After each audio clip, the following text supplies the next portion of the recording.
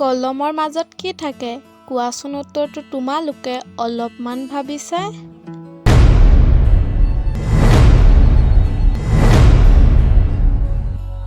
নমস্কাৰ বন্ধু বান্ধৱীসকল, পুনৰ স্বাগতম জনাইছোঁ মোৰ অন্য এটা নতুন ভিডিঅ'লৈ।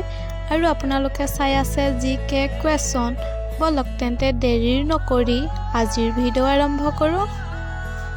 বন্ধু বান্ধৱীসকল, আজিৰ ভিডিঅ' 1 নম্বৰ সাঁথৰটো হৈছে কি বস্তু চোৰে চুৰ কৰিব মন গ'লেও কেতিয়াও চুৰ কৰিব নোৱাৰে।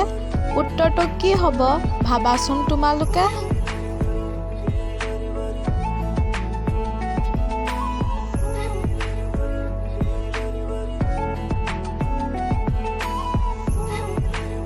বন্ধু বান্ধৱীসকল, তোমালোকে বাৰু উত্তৰটো ভাবি পালানে? হয়, ইয়াৰ উত্তৰটো হ'ল শিক্ষা। 2 নম্বৰ সাঁথৰটো হৈছে এজন মানুহৰ 3খন হাত থাকে।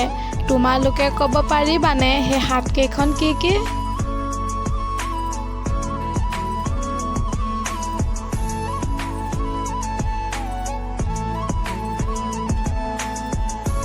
বন্ধু বান্ধৱীসকল, তোমালোকে বাৰু উত্তৰটো ভাবি পালানে?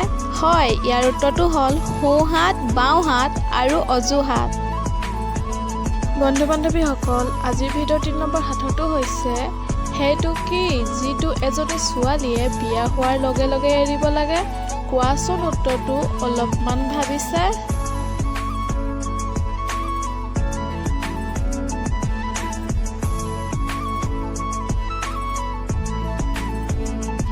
বন্ধু বান্ধৱীসকল, তোমালোকে বাৰু উত্তৰটো ভাবি পালানে?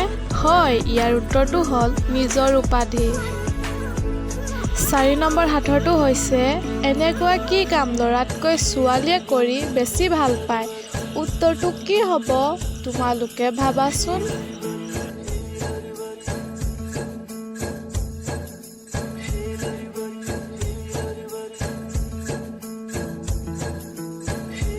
বন্ধু বান্ধৱীসকল, তোমালোকে বাৰু উত্তৰটো ভাবি পালানে? হয়, ইয়াৰ উত্তৰটো হ'ল বজাৰ। বন্ধু বান্ধৱীসকল, আজিৰ ভিডিঅ'ৰ একেবাৰে শেষৰ সাঁথৰটো হৈছে কলমৰ মাজত কি থাকে। কোৱাচোন উত্তৰটো তোমালোকে অলপমান ভাবি চাই।